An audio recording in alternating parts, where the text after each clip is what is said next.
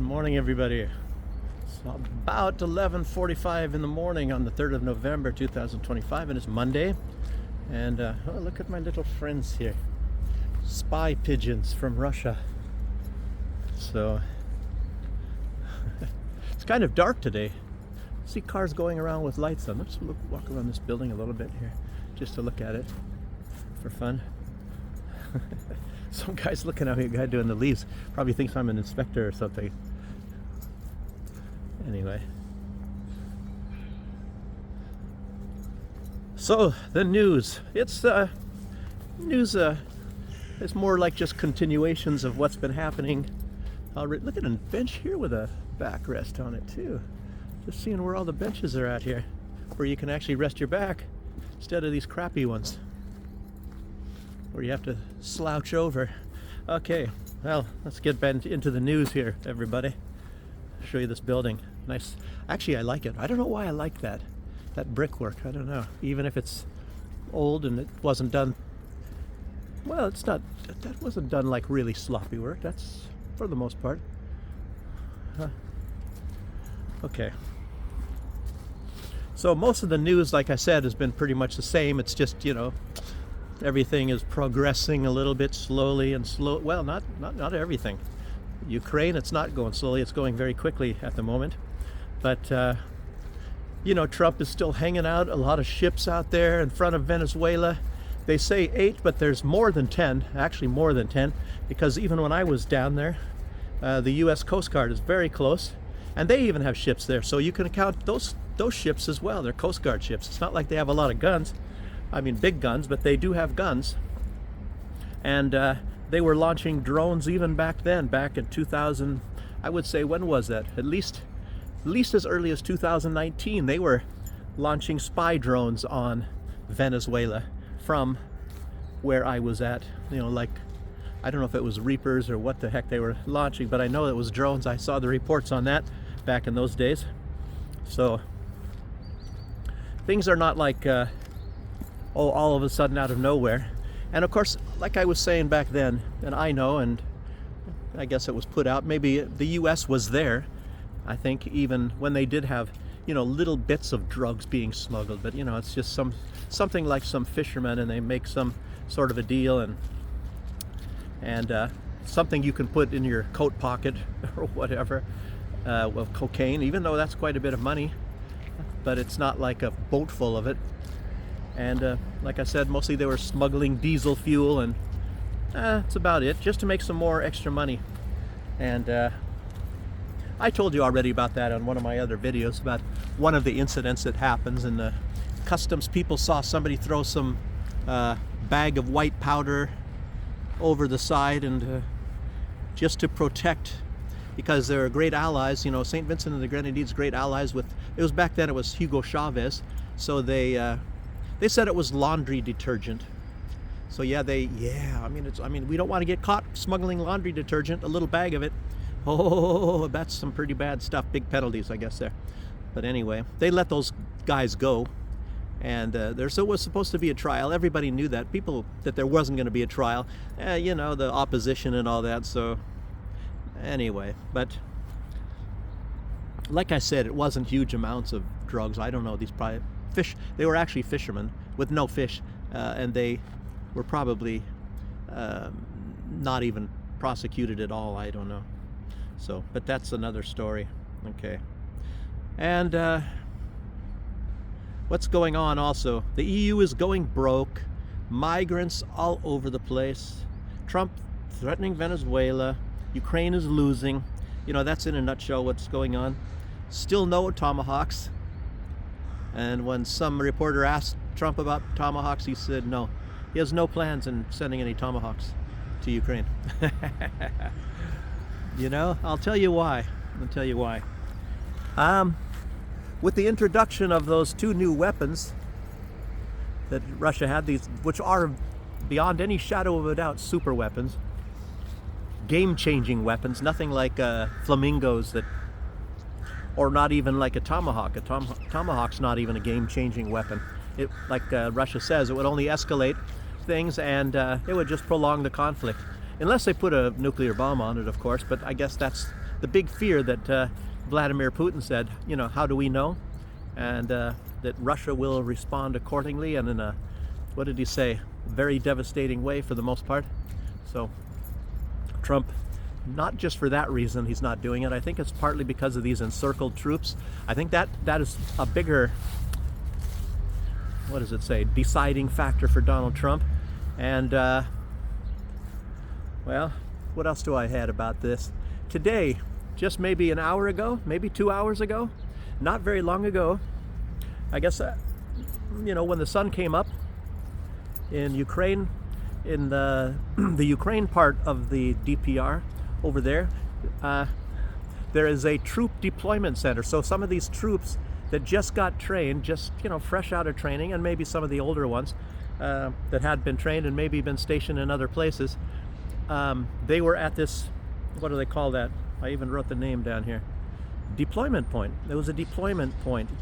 Russia dropped a Fab 500 bomb because there was a lot of troops. There was over 1,000 troops there apparently. I mean there and just kind of surrounding it, you know, but there for deployment. And large concentration. Well, like I said, there and the surrounding area. Maybe what they actually dropped it on, it might be maybe about 300 troops. All at one shot, bam, all gone. And some right there in the other surrounding area. But a large concentration of troops were eliminated right there on the spot there, with one bomb. It's very devastating. So things like that, and you know those encircled troops, and what was it, Pokrovsk, I guess. A lot of them are surrendering.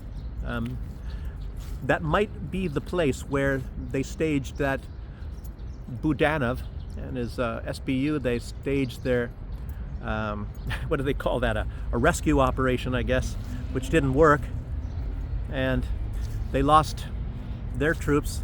That was a very devastating thing for the SBU as well. I don't think they've even commented on it, but they had a big meeting with Budanov, and I think Zelensky was there, and Sersky and all, and even after that meeting is when Russia dropped this Fab 500.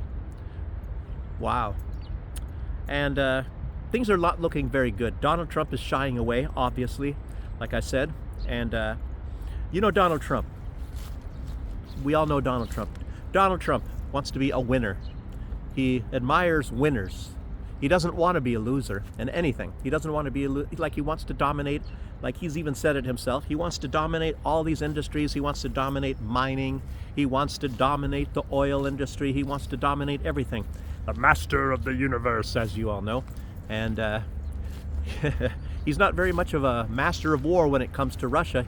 He should heed his own words when he was reelected this time, soon after he got there. Or maybe it was right before, when he said, you don't go to war against Russia. War is their business, so you don't go to war against the Russians.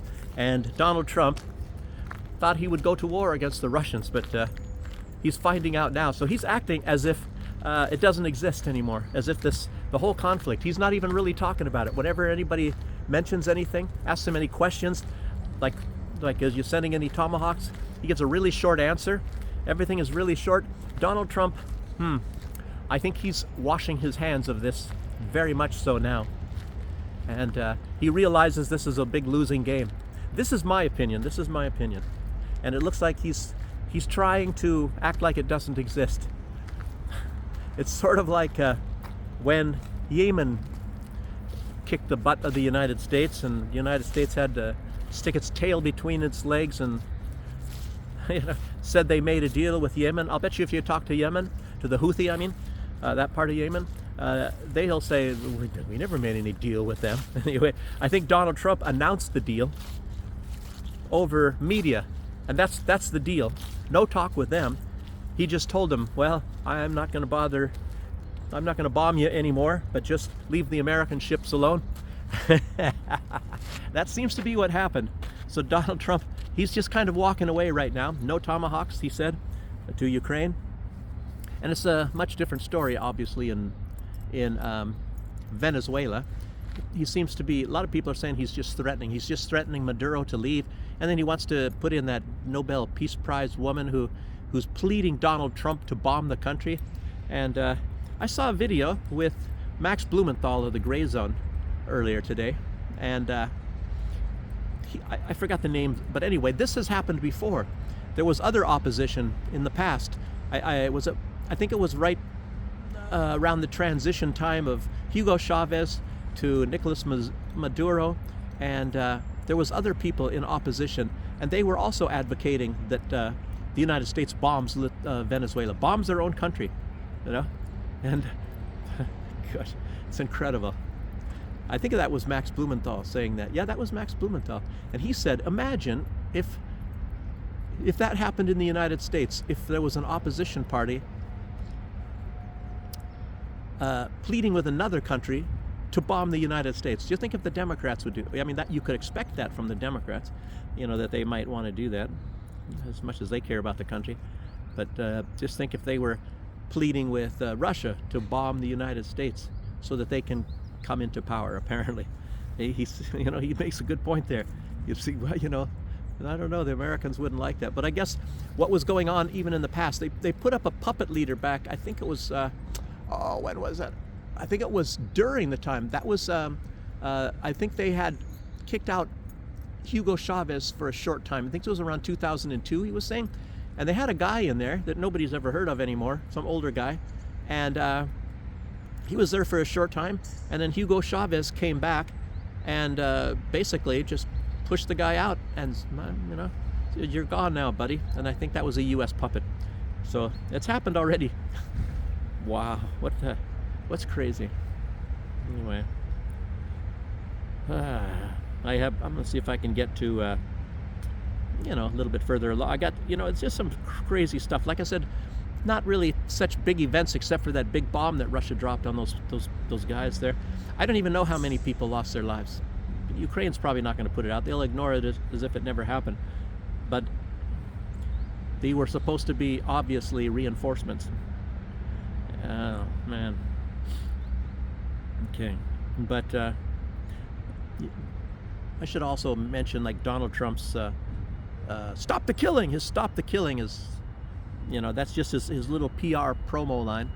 And I don't think he's mentioned that, I guess, for a week now. You know, people are dying. We got to stop the killing. Who knows? Since I just now said that, he might even say it tomorrow. Might even say it today. It's still at nighttime. He's probably sleeping in his bed, golden bed right now. You know, gold-colored mattress. What was it?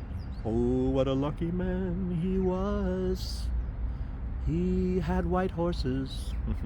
Who knows? So, stop the killing. But it's very strange. I don't think, because I'll tell you, as you all know, Donald Trump is nothing but a front man. And Zelensky is a front man. Putin is not a front man. And Lukashenko is not a front man. Xi is not a front man. But in the West, a lot of those leaders are just front men. They're front men for the big, super rich corporations, the big billionaires. And, you know, Donald Trump, of course, he's got a lot more respect from his, I don't say puppet masters, from his handlers than, say, Zelensky. Even though Zelensky's a super, super rich guy, he's probably got a lot more money than his own handlers do. You know, the British and the Nazis, of course, are the main handlers of Zelensky, as we all know. And, you know, I don't know about Ursula von der Leyen. You know, he's got these minor handlers, but they all work together anyway. And not to forget the fact that it's a proxy war, mainly directed by the United States. So these super rich globalists are multinationals. You know, they don't feel honor towards any country. Anyway, they're digital nomads of some sorts. They're money nomads. Their money is all over the world. Rothschilds and all of these Rockefellers. So, but I think that Donald Trump maybe he's got more influence with his handlers than apparently Zelensky, because these even though Zelensky's handlers, you know, the British and the Nazis, they don't have anywhere near as much money as he has. they've got a lot of leverage. Like, well, we know where you do your laundry, and they'll track him down and kill him if he, doesn't do what they tell him to. He doesn't do what they tell him to do. So, but Donald Trump, I think he's a little bit different. He's one of the billionaire type of guys himself, and I think he probably sat down with these guys like whoever the executives now of BlackRock are, and I'll tell you what, I sometimes suspect he definitely even works with people in Soros, in the Soros Foundation. I mean the Open Society Foundation or whatever. So they're probably thinking, well, it looks like we can't, win this one. It's too much. You spies, look at these Russian spies coming here to fly in here. I think I got some food. So actually I feed the pigeons not far from here. So these guys know me probably. And anyway, I think he's advised them. We're not going to win this one, or maybe he wants to advise them. Maybe he hasn't talked. I don't know. I don't know. Like I said, I probably talked with some billionaires, but mostly some millionaire like investors back in those days and things. These people got their own little ways to deal with things. So I don't know about these people when it's connected to politicians as much. So even though I went on some meetings, where some investors going in and there, and they have like a promotion agency, part of a foreign government, and sometimes they get right down to brass tacks and say, well, what will you do for our country? When these people were talking about building hotels and things like that. So, but like I said, it's probably different no matter who you talk to and who is the one talking to the government. So, okay. So one has the money and one, anyway. So it might be. I'll tell you what I strongly sense. If Ukraine really tries to hold out as much as it can, and you heard that Friedrich Merz, he sent some Patriots, just two units, not what do you call those groupings? I don't know how many it has, like maybe 4 vehicles altogether, with radar, and then the launchers, and I don't know how many launchers, maybe there's 3 launchers, and then there's the radar section and all that. So anyway, he sent 2 sets of those to Ukraine, like he promised, I guess, some months ago. And Russia already knows how to handle those, so that's not a big deal. I don't think they're crying in their coffee over that one. So what is that song by Neil Diamond? Crying in your pretzels. No, I don't think they're crying in their pretzels. And like I said, Budanov, he's being possibly one of the big handlers of Zelensky. He's probably the top Nazi handler of Zelensky. And Zelensky, of course, is a Nazi himself now, but he wasn't when he got elected. But anyway, Budanov is there to babysit him, and I think he knows because he failed with his Blackhawks. He thought he would pull a rabbit out of his hat. Didn't really work. Wow. And the only thing we really have to worry about, in my opinion, is we have to watch out for a Samson option, if that's called, which means that they might try a dirty bomb because they're seeing that they're losing, and then they'll take down a lot of people, parts of their own country as well, just to put off a dirty bomb. And I tell you what, Russia will get really angry then if they do that. Who knows? They might even, bells are going. They might even release some sort of a virus or contagion or something like that. I don't know. That's just, we got to hope that that's not going to happen, as you know, because these people, a lot of them are also led by Jewish handlers, even if they're Nazis. You see this, it's incredible. It's a strange alliance. You have Nazis allying themselves with Jewish elements, like Kolomoisky, and he's the one that funded the Azov battalion, which were avowed Nazis, and a lot of them hate Jews. So, and then Zelensky is Jew. I don't know. I never figured that one out. I don't know if the rest of you have either, but anyway, they're aligned together. So it's strange bedfellows, I guess you would call that. And so Trump is still salivating for Venezuela's resources. He can be a winner. He can be a winner. Look at these hands. When I leave the toilet, nothing stinks. That sort of a thing. And he wants to get there. That's not just oil, lithium. Some people are also announcing again, that of course they have the lithium. Bolivia has the most amount of lithium, I guess, in that whole northern continent of section of South America. But Venezuela has lots of other things. They're sort of like a Russia down in South America. They've even got gold. And think about it. One thing that they have that Russia doesn't have is they got tremendous tourism. In Russia, you have like winter tourism maybe, but you have Sochi in the summertime. But Venezuela, warm climate. They got the nice jungles there. I like jungles myself, to be honest with you. And I would go hiking in the jungles and the mountains and things. Hope not running to any cartels. And they got fishing. They got lumber as well. Lots of lumber, lots of very valuable wood. They do grow coffee, even though not as much as they could, and maybe they should. But anyway, tremendous potential. Donald Trump wants to grab a hold of that. So sad.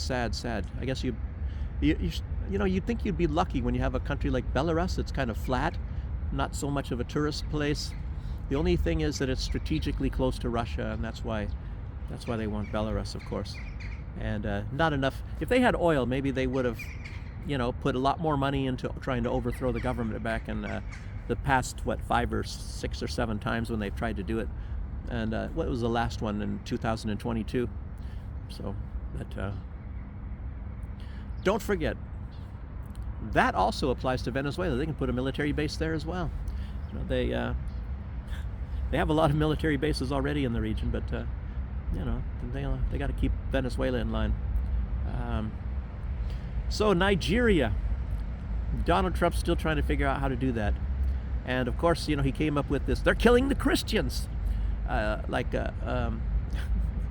did he use against? They're gassing their own people, or how they come up with this sort of stuff to make everybody get behind and say, yeah, go bomb them, let's get them, yeah.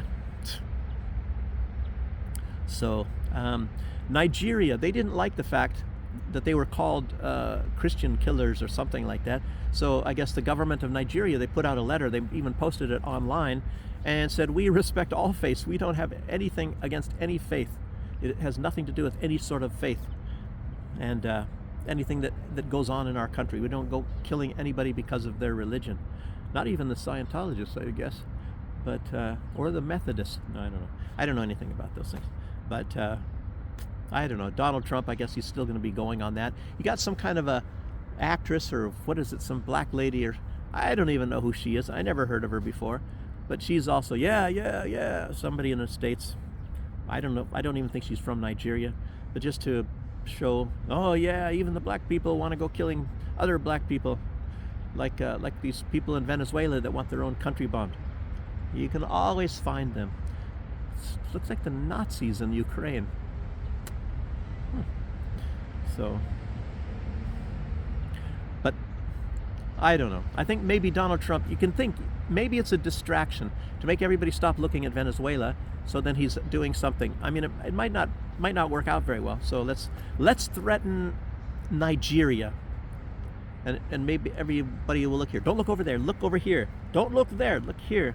Maybe it's one of those, I was calling it head fakes. And I think it was Brian Berletic, and he was using maybe a more appropriate word. I think he called it bait and switch. He was saying that Donald Trump is bait and switch, I believe. I think it was Brian Berletic that said that.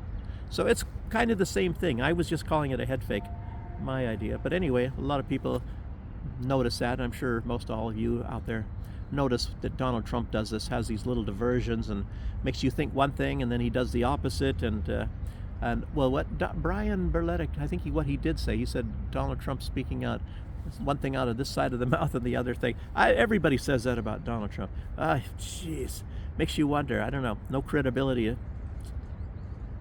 I don't know. I'll tell you what. Even though I oftentimes say that Donald Trump, at least he comes,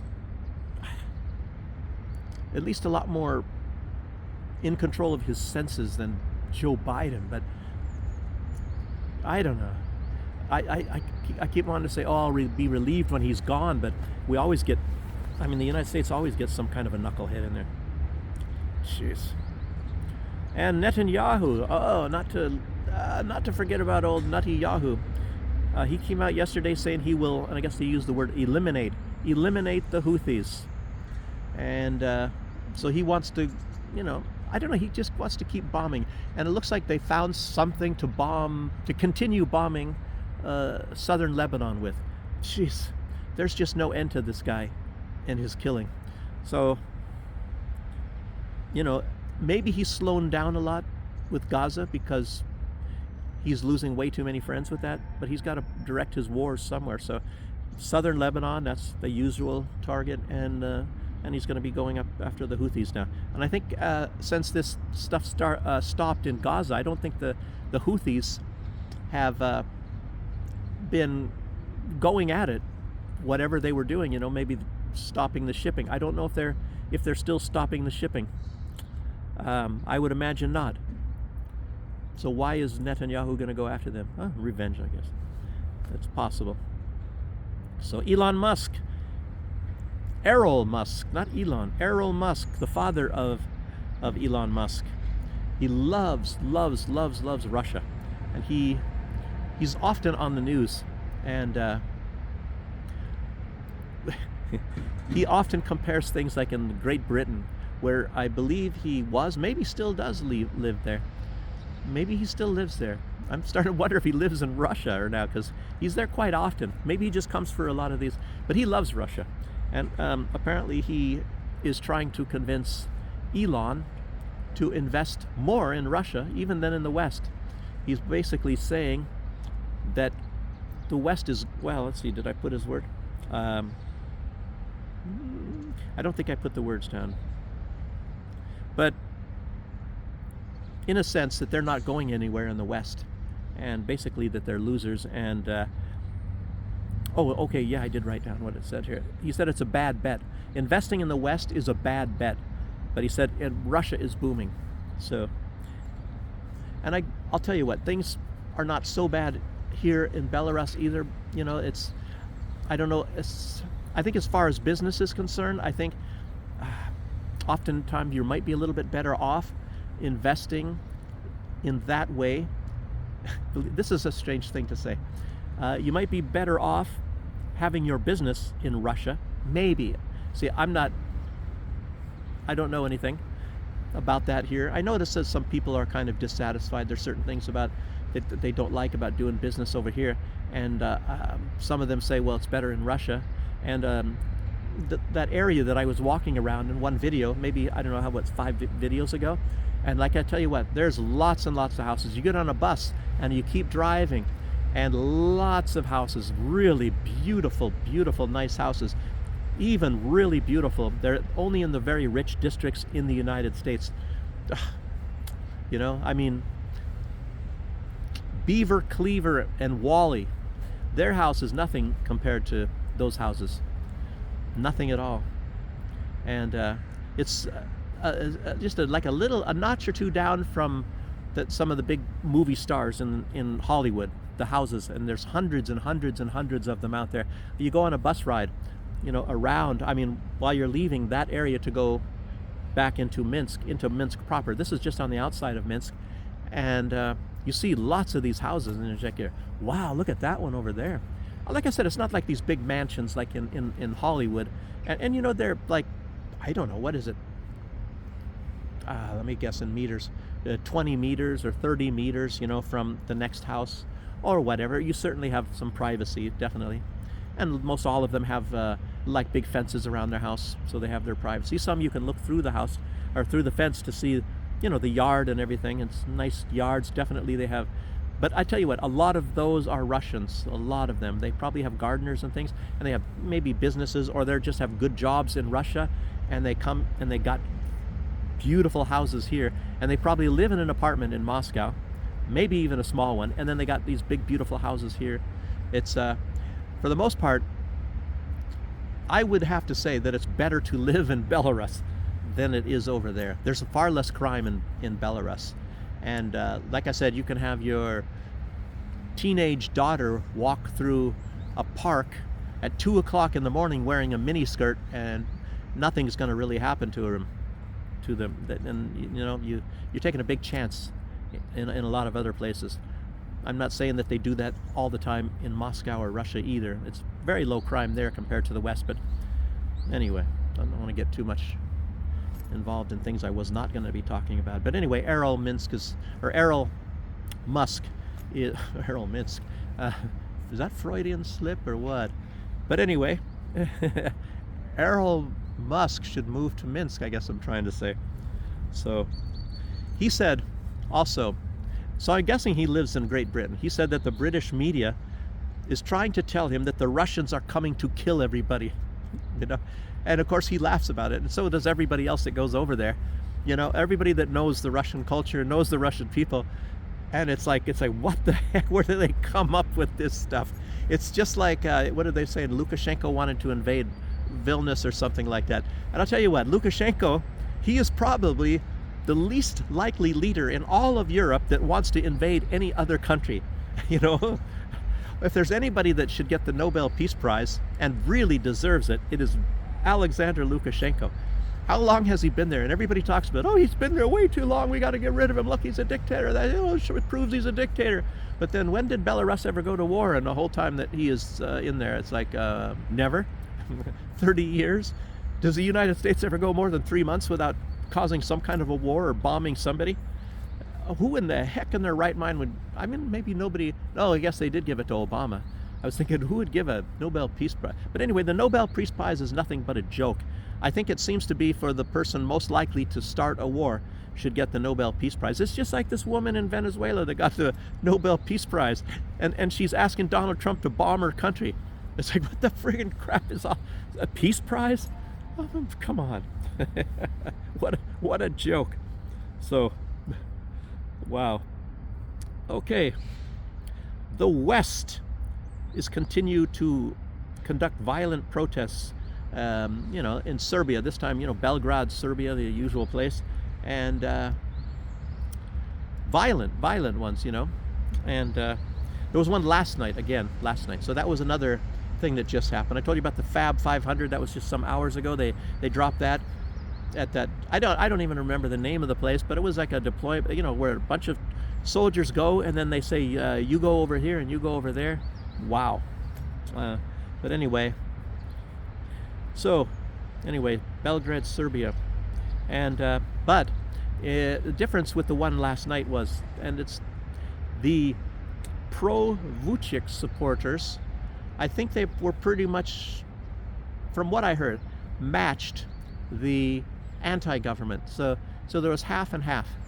So it's starting to, maybe people are starting to say, well, geez, we got to do something, or else we're going to get these idiots from the EU running our country and screw everything up. It's sort of like I talking to, like, the pilot. Yesterday, as you saw, I was in a plane, and I went with that guy, with Eugenie, that guy, and my friend. And, you know, he gets contacts, like there's people, one guy used to work for him, was going to Poland, wanted to go to Poland, and finding out it's not quite so nice over there, or whatever, things are not quite as rosy as he was made to believe.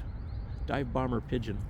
And I think there was somebody, I don't know where he said he got that source, but somebody, I think it was from Lithuania, and it was also about being over there, and then they find out that, or did I hear that from him, or was it from somebody else? I hear a lot of stuff. But anyway, the West, you get a Western leader, and then all of a sudden you pay massive amounts of money for, even if you own an apartment, just like in Germany. Say you own an apartment, not renting, you own the apartment, and you pay almost as much as if you were renting that apartment.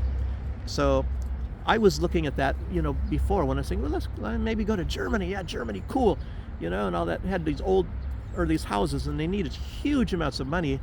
It's very expensive, 100 euros an hour for an electrician, and oh man, just way too much money. And then the supplies, everything, so it's like I couldn't afford it. And then, but if you bought an apartment, so, if we stayed back and had more coffee, maybe grew more coffee, sold more coffee, maybe, I don't know how much maybe we'd have to go with the money that we had already saved, and then maybe another year that we'd have enough to buy an apartment. And then we're looking at the house maintenance costs, which, is the house maintenance and the heating. But of course you have to pay your own electricity and your water and certain other things, I guess cable, whatever. But without all of those, just with the heating and the house maintenance cost, it was like in a smaller town, medium-sized town in Germany, it was like you pay whatever you pay for the apartment, 20,000 euros or something. Let me think if I'm getting this right. Was it 20,000? Yeah, 30,000 euros. And then you got to pay every single month 300, or was it 350? And I'm talking about back in 2016. What is it costing now? And it's like, well, that's what the rent costs. If I'm over there, I'll pay rent. And then I can move. I can go to some place else if you have to or if you want to. But you buy this apartment, then you got to try to sell it. And I talked to other people, that they renovated. They bought older apartments, they renovated, and they can hardly sell them. So what? So it's like, what the heck? I don't know. But like I'm saying, if you get say for example in Minsk here, and we own an apartment, and if we get a Western puppet leader, and I should urge that if anybody out there that's Belarusian or you're watching this, you're going to watch your house costs, your maintenance costs. Right now you're paying in US dollars maybe 50 a month with averages for the year. You're going to be paying $300 a month when you get a Western leader.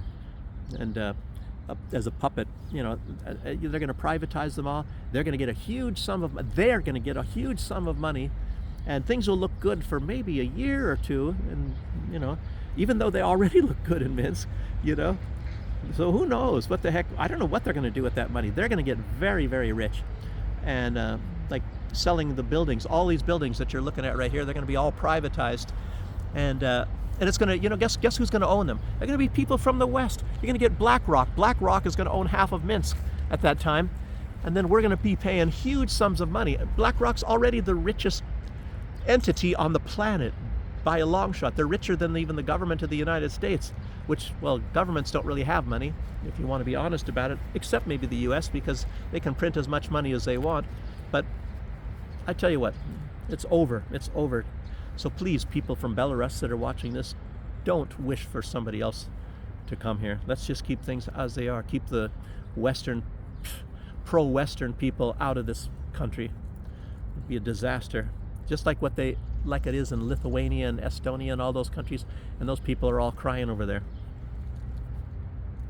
So anyway, so these people in these protests there, they're throwing bottles and firecrackers, the usual stuff, the usual, like what they were doing in Georgia, but they didn't, they're trying, a lot of those people were trained early on, and now they're getting violent. They're getting far more violent now, because I think a lot of time back was Georgia. A lot of those were the hangovers, because they had these, I don't even know if they have a name for them, but like I've told you guys about places, and where you go and you watch American movies, you get some American popcorn and some Levi's. They can get some clothes, Amazon orders for you, and all that sort of stuff.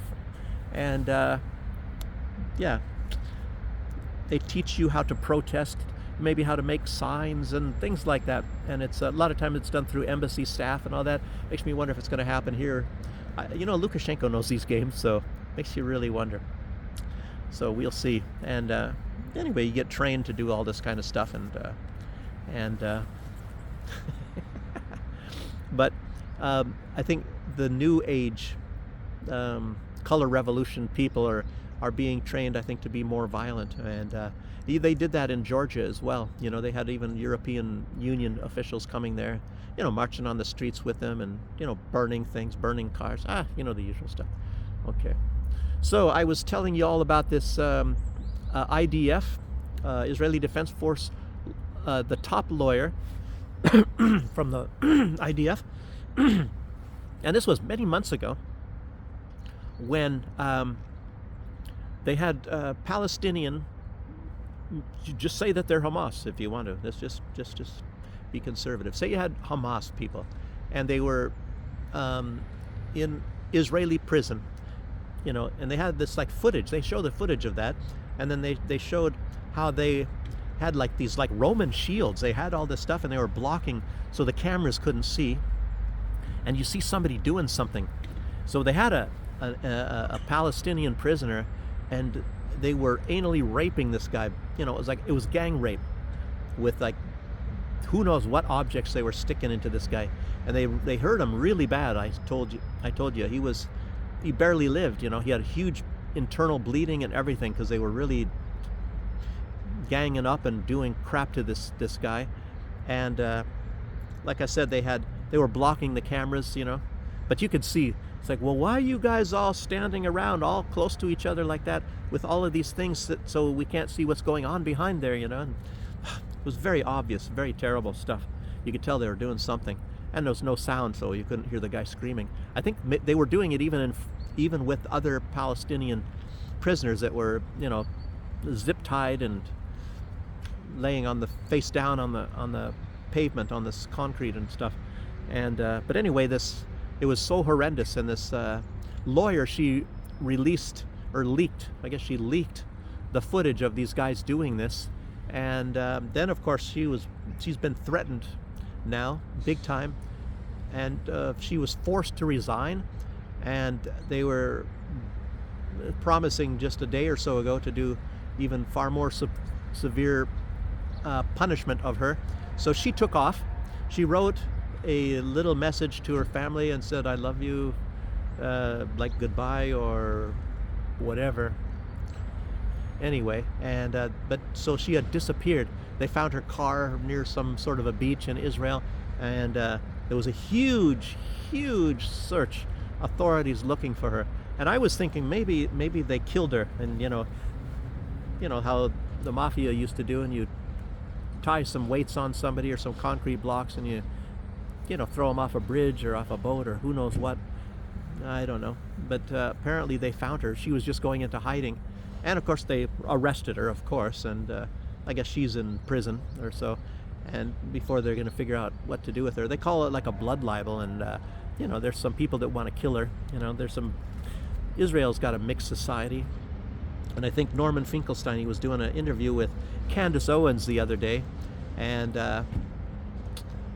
Norman Finkelstein, I guess he would know what it's like in Israel, Professor Norman Finkelstein, and he said that they want half of the Israeli people, want a vicious slaughter, the slaughter of Palestinians and things like that. So he said half. I was always wondering, what is the percentage? There's some good people in Israel, there's no doubt about it, and you have to be brave to be against the genocide in a country like that, where there's people that have been raised to be, I don't know if the word is racist, or to be very hateful and to believe you are the master race. To be a human amongst people like that, it takes a lot of strength. So anyway, makes me wonder if they're not going to have a civil war at some point in time in Israel. Terrible. So anyway, they called her offense obstructing investigative procedures, if there is such an offense. Maybe they just made it up, a new one, at the new law at that time. I don't know. Okay, now there was a Polish politician very angry, very, very angry at his own government. He said that government is planning to pay Ukraine's debt for the next 2 years, until maybe the end of 2027, all of their debt. And he said they have I guess it's known even that I guess Poland has a skyrocketing debt. Look at, they want to get all these was it HIMARS? Patriots? They want I think it was HIMARS. They want a huge amount of weapons, and they have them on order apparently from the United States. And obviously they don't yet have this money, so it's going to be paid, with debt, of course. And yet they want to pay the debt for the next 2 years of Ukraine, as long as it takes, I guess. There's some crazy people in the. Anyway, that guy, that's what he said. He said, what a bunch of idiots, His own government, he's calling them a bunch of freaking idiots. No doubt about that. Yeah. Okay, what else? Oh, yeah, we'll just talk about, I already mentioned that Germany, Merz, he's, long as it takes, Germany's not doing so great either, losing their manufacturing, deindustrializing, and then, sending money and everything else possible to Ukraine. Man alive. BlackRock, he was the big executive of BlackRock. Of course, maybe, I tell you what, makes me wonder. I wonder if they're going to be slowing down and I guess with these Patriot systems, they're $1 billion each. So he just sent them $2 billion worth of air defenses, which the Russians have already beat. And I don't know if it's like 16% success rate that these things have, with the Russian missiles. And I think these Iskanders, they can target these things like very accurately. So they're going to be gone as soon as they start using them. Russia knows where they are, and they're gone. And I don't know how long it takes for you to pack up and run with the Patriots. And when I was in the military, strangely enough, that was during and after all of this Iraq, Desert Storm kind of crap and all that. And I was at I was first on the front line, like I told you, Wildflecken in German, Wildflecken, as they say in English, Wildflecken, but it's called Wildflecken. And even the Germans hated being stationed there at that area. It's on, on a mountain. I told you about it in some of the last videos.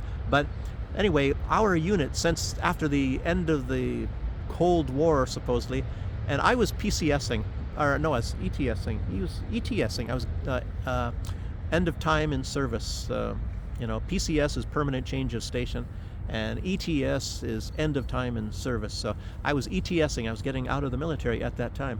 And but the place where my unit was supposed to be going to, and I'd gone there. I'd gone there once or twice. It was out in the middle of like wine fields in western part of Germany. It was very strange because at nighttime the birds come in, and some people run because the trees over the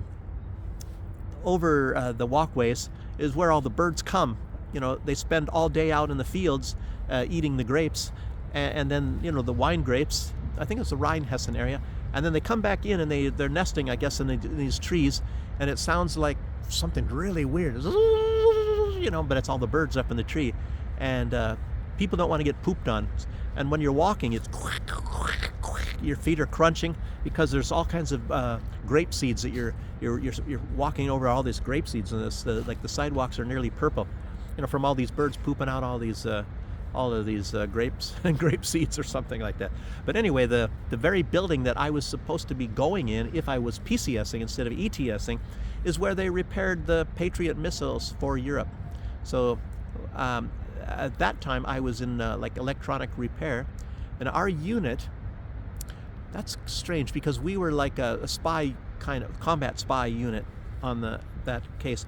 And I don't know where our the physical combat people were going at that time, So anyway, we were doing like to a large extent, what I was doing then was like electronic repair work and things like that. A technician.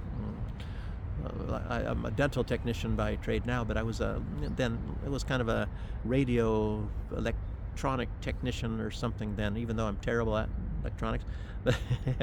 But yeah, that was the same place.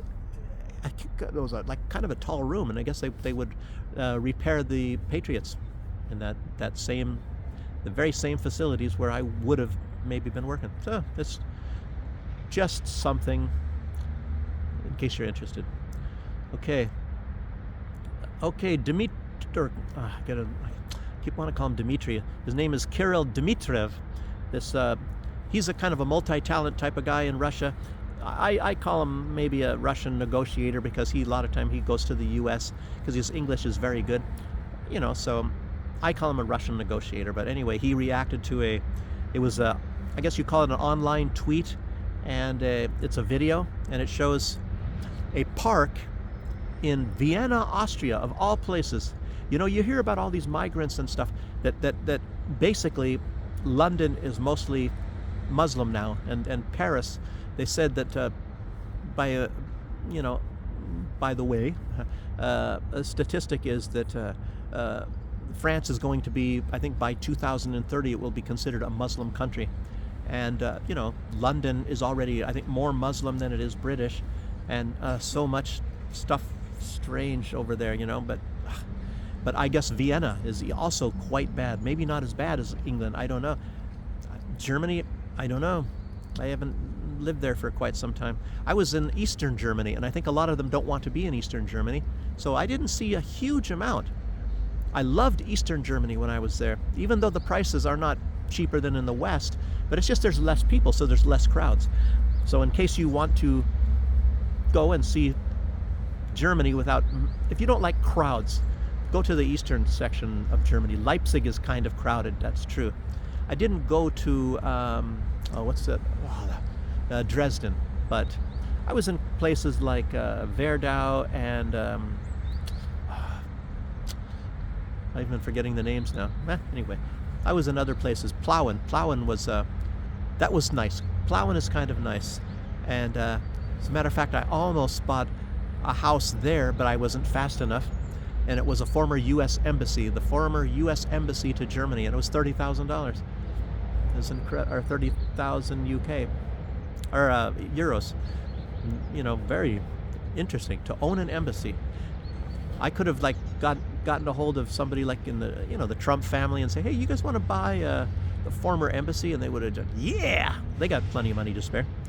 That's what I would have done with it. I don't know that I would have been able to do anything with it. There was another house also in Plauen, and it had like little gargoyle things, and the decorations were like bats, and it was really cool.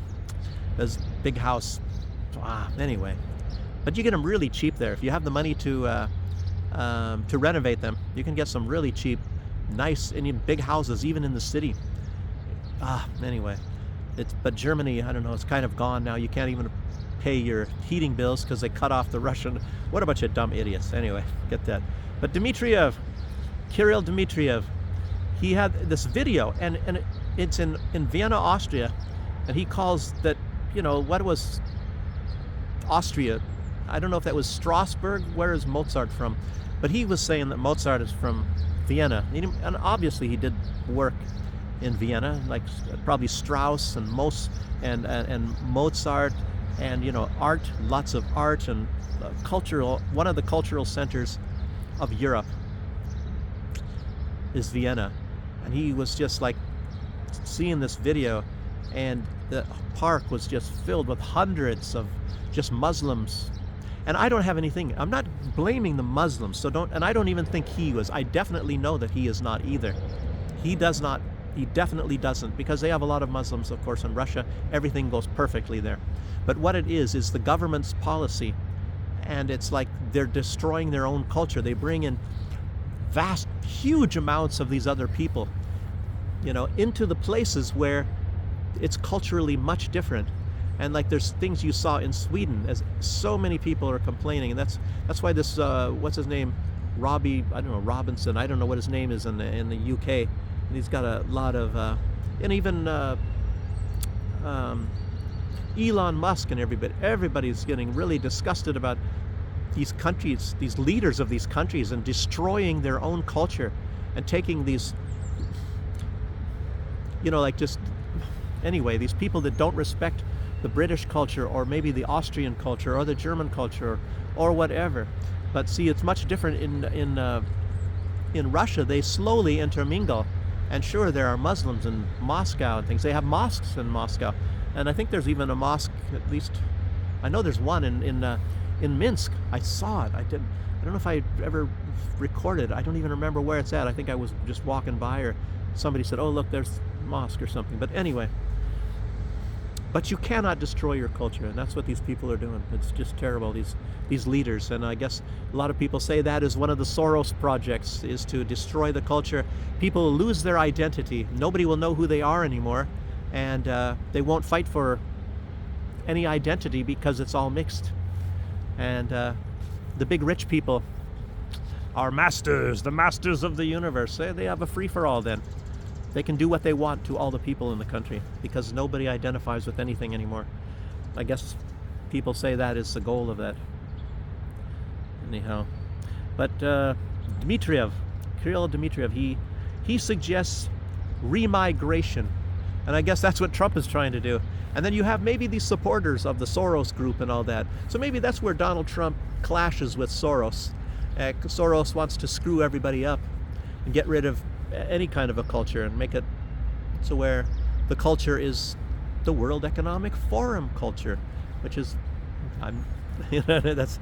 that's say no more, say no more. Anyway, that's part of that. That's definitely probably within the plans in some way. Be interesting to try to piece all this stuff together and find out, exactly how they really want everything to be. You will own nothing and be happy. Just be happy about that. So, I don't know.